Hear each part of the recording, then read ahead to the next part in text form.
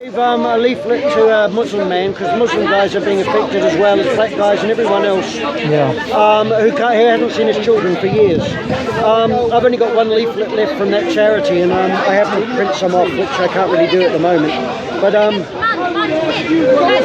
there is, I mean, here we are, we're debating with girls who have been told that they're victims. You know, I liked in the discussion that you made some assumptions, but then you showed why those assumptions are correct. So, for example, the victimhood mentality, right?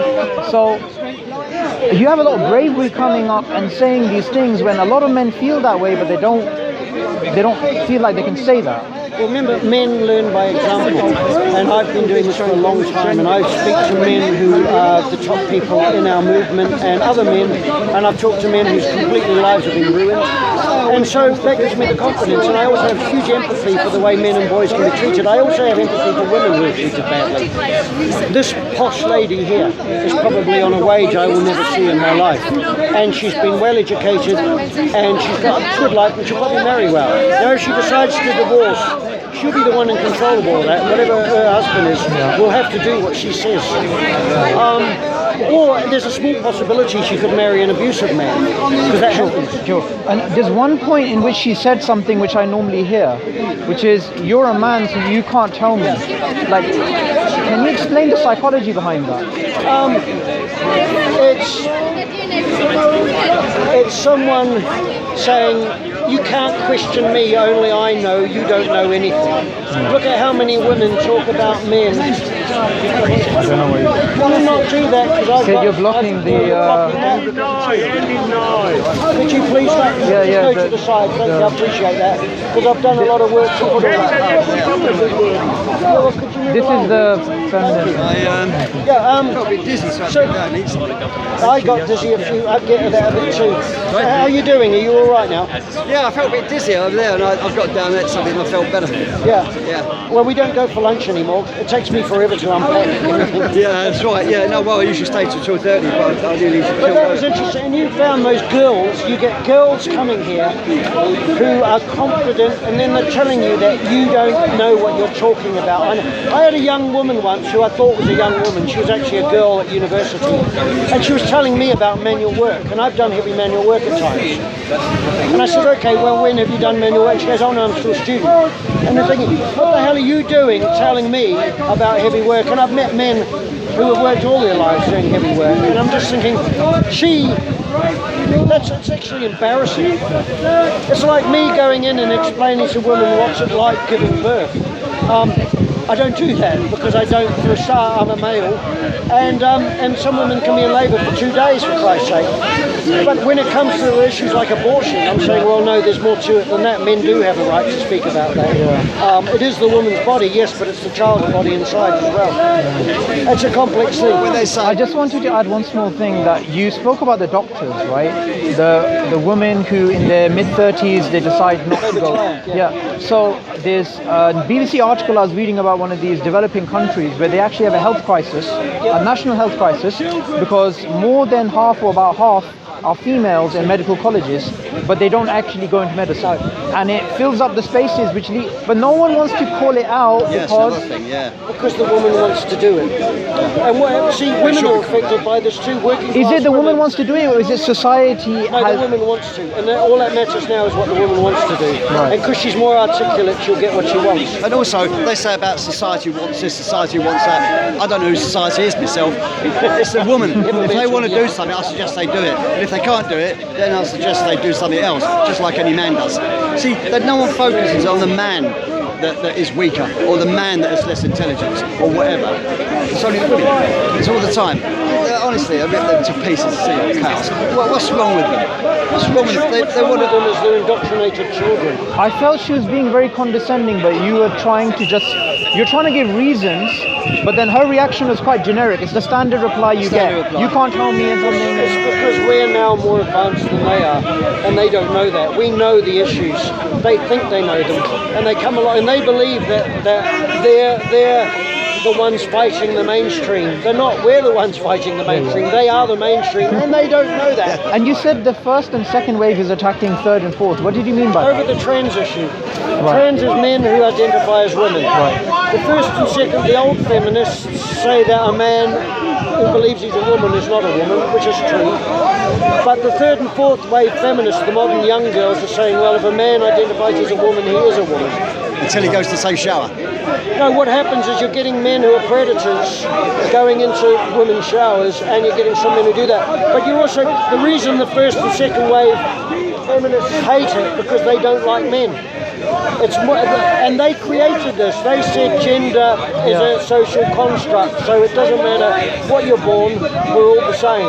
And now it's coming back to bite their bottom, and they don't like it. Another thing she was saying was, I think it's the other way around, but as a man, you can't say how she feels as a woman. Yeah. But I replied to them, as a woman, you can't possibly know whether I do or good don't. point. And all they do is talk about men, how bad men are. So, you know, she said, you can't say that. I said, yes, I can. She said, you can't. I said, well, I am.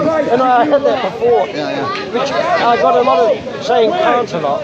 It's a good saying. What do you mean, can't or won't? I had an old guy say that to me. When people say, oh, I can't do this, I can't do that, and he says can't or won't. Well, can is often it's an ambiguous word. It can mean allowed to or able to. Or you mustn't or it shouldn't. And all these words. And in her little world, you can't, because the people she meets never says that. Then she comes here and hears something she doesn't like. So, you know. So you said men created institutions, right? Yeah, they did. So if we look at, for example, science, philosophy, art, and you know, you can say the same sort of thing about these fields, right? Yeah. So aren't we not dealing with the elephant in the room, which is there's biological changes and there's gender roles, and we need to accept those things? Yeah, we do need to. But I always think if there is a woman who's brilliant, she should have the opportunity Yeah, of course. as well. And there are a lot of men who hold positions which they shouldn't, because they're not bright enough or they're not good enough. So it's complex. But women say, oh, we want this, we want that, and like they said with becoming a doctor, and then they marry, and women always marry up. There's a word, hypergamy. Yeah. Women always marry a more powerful man than she is a woman. And now women have got the top jobs, the most money. They can't actually find anyone to marry who's higher than them. And they don't want to marry down. It's an insult. They don't want to marry a man who has less money or has less position than So that's them. a very red. Are you like part of the red pill? Yeah, the red pill is something the men's rights movement used. The red pill, the blue pill. It's a big What's thing in the our difference? culture. What's the difference? Red, blue, Well, white. there was the movie. What's the movie called? Matrix. Matrix. Yeah. And he said, and the guy said to him, take the red Still haven't pill or the seen it. blue pill. The red pill will wake you up, and life will be horrible.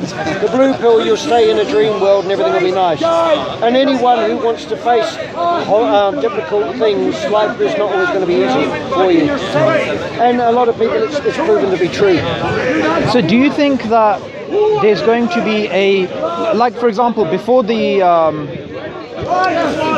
Victorians, society was a bit more promiscuous, and then you had the Victorians who were more conservative. Then in the 60s, people were more liberal, and then people. Do you think it's going to be like an elastic thing where people are going to come back to you go from one side, but then see, feminism would be over tomorrow night if all the money ran out and a woman was reliant on a man to survive. Right. See, the thing is, what they forget is that men also relied, especially in the old days, a man could make money by labouring. A woman couldn't make the same money, and she needed someone to provide a roof over her head. He couldn't do the washing, he couldn't do the cooking or the cleaning because he didn't have time. And then those days it was all manual. There weren't washing machines, there weren't vacuum cleaners, there weren't all these things that helped you, and there wasn't central heating. So even keeping the fire going in cold countries and drying stuff.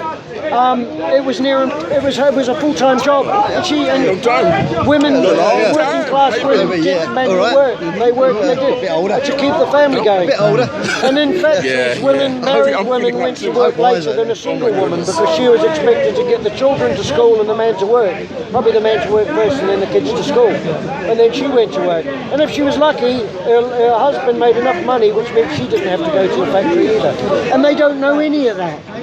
They don't know how hard life used to be. Well, how many men died in war? So how many men died in factories? Factories and fires. I'm looking forward to the women going Well, a to lot the of next, feminists say all women weren't given the right to die in war. next skirmish do we have? Send them first. How would you like to die in a trench covered in mud? With honour. Yeah. In East Africa, there was a tribe which had warrior women, and these women, because they had to become more masculine, when they went back to their societies, they couldn't actually marry and have. The Amazons. There's a legend of the Amazons, and women did sometimes. I mean. The Russians had women who were snipers. They would have been young women with good eyesight, and they were quite good apparently. But I married one of those. Yeah. But there are. I mean, a woman should be able to defend herself, because if somebody gets past the husband and gets in the house, you want her to defend the family. So. When they're attacked, they want defending, and they don't, they don't look to a weakling, do they? A lot of you watch these superhero movies, and the punch-ups and the fighting goes on for 15 minutes, and in the real life, the first whack over the head, you'd be done. And women see the bare-knuckle fist fighting and jumping over things and all that, and a lot of the young today think they can do that. Yeah. They don't realise that when somebody who can punch well collects you in the head, you're out. You know, you're seeing little birds. Seen it. You can't get up. Don't even know their fist is moving. I've seen so many. And this is the thing, they actually think that they are capable. I read a thing, there was a young bloke who was at a van, flat deck, and he was talking to his mate, and this car pulled up, and there was a woman in it with tattoos and that. So, and she came up the drive, and wacky knocked, and she went on her back, got up, ran off, gave the fingers and swore at him and drove off. She thought she could, and she was attacking somebody who had nothing to do with her. She didn't like the look of him. And hopefully she learned something from that. But most guys wouldn't do that. They wouldn't know how to. And women rely on the fact, violent women rely on the fact that a lot of men wouldn't hit the back. But sometimes, I don't care who it is, if somebody's violent, you're allowed to hit yourself back. Hit them back, not yourself. I don't think it's fair how the patriarchy forces 60 plus men to go working on the motorways, fixing them in late winter. I know. So oppressive. When she used the word patriarchy, You didn't actually. you used the word patriarchy. But when it is actually used, I don't know, she used it after you used it, right? Yeah. So the thing is it necessarily a bad thing, patriarchy? No, it's a good thing. Okay. They don't know anything about male responsibility, and they don't also. Sorry, before that, can you define it? Because I think she would mean something else.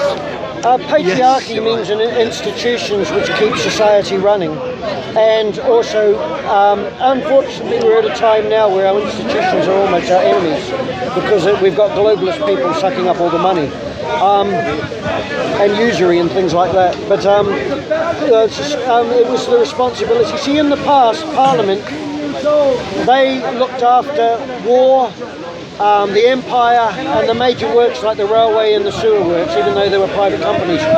Everyday life was run by the church charities, and they were run by women. Women ran everyday life in Britain because it was everyday life. Parliament wasn't involved in that, and so everything's changed now. And now Parliament is now trying to dictate to you how you should live, and what opinions you should have. And that doesn't go too well in Britain because, or any country, we're not used to that. And it's happening more and more. Even the COVID stuff, we're in a huge time of massive change at the moment, and people are learning. And the lockdown made people go online because they weren't listening to the news. It was just repetitive. People have learned a hell of a lot. And I'm hoping with the new load of lockdowns they're going to try again, that people actually say no. And they don't know that the so-called vaccine has actually killed a lot of people. It's not really a vaccine. Well, the thing is, I would disagree with you on the vaccine part, but on this issue of patriarchy, they put these three evils together: patriarchy, gender roles, and toxic masculinity. However, toxic masculinity is, in essence, that protectiveness that men have over women. So one of the interesting things which some academics have spoken about is how, with the breakdown, like in this country, how Christian values have gone down, so therefore that toxic masculinity, if you like, has gone as well. Then it's acceptable for women to go into, say, the sex industry or certain types of things, when in the past protective jealousy would make men stop the women of their family from doing things like that. Well, do you know, a lot of times what we want is not what we need. No. And the role models that we've got today are not good, and a lot of older women have realised that they were led up the garden path by people who weren't living in the real world. We have a woman now who's been talking about, she wrote magazines for 20 years and she was promoting abortion. She had 2 children and decided to have an abortion herself, just because it was what she was promoting. She's regretted it ever since. She's become a Catholic and she's asking for forgiveness. Wow. She's haunted by this, and yet she lied to women for years about that abortion is just a bit like kind of contraception, really. You just have an abortion. They don't realise the emotional effect upon the woman and the psychological effect. Another thing about toxic masculinity is it suggests that it's an entity in itself. But sure, there's good men and bad men, good women and bad men, toxic men, non-toxic men, toxic women, non-toxic women. I mean, toxic masculinity is such a biased thing that's taken that way. It doesn't exist. It's just a load of made-up bigoted bullshit. There was a day when we had good and we had evil, and we had good men and good women fighting evil, and the evil could be male or female. But we've lost the idea of evil, so we've just invented new ways. But it's all just men are evil. The last couple of months I've talked to some amazing women who understand all this. They've actually been in some ways more interested. Sorry, were they older women? No, they were women getting on 30. So I have this, I don't have any statistics for this, but I have this feeling that if we talk to, like you said, the women that were led up the garden path, and they're now in their 50s and 60s, I'm sure they're going to be more likely to be anti-feminist. There's a thing online, or there was a thing online called Gateway Women, and it was for women who left it too late to have children, and that none of the medical stuff helped them. And there was a woman typing, and she was crying while she was typing, and she was saying, my friends, she says, now their children are grown up, I now can spend time with them, and now they've got grandchildren, and I'm still on my own. And nobody told them that they're going to, when they get to my age, they are going to maybe feel differently. So, and it is a problem with it. What do you do? Do you do a career, or do you become a mother? Okay, so on that point, when you were talking to the lady previously, you didn't challenge her on the idea that she had that women need to work and they need to have careers. Is that a red pill? Do you have an agreement on what? I might not have answered it properly. I don't know. Why? Okay, women have always worked. Working class. I know that. But what I'm saying is, for example, if men are 50% in industry, then 50% have to be women, and then you create these disadvantages. She did say about CEOs and stuff. What they do is they insert women in to make it equal. And Mike Buchanan, Justice for Men and Boys, he writes, there's a lot of studies on it that performance lowers, because these women, you can get women who are the same standard as the top men, but a lot of the women get put in that position and they aren't of that standard. They haven't had the experience and they're just fillers to make it equal. So why does there need to be half and half? So just on that point, there was a speaker right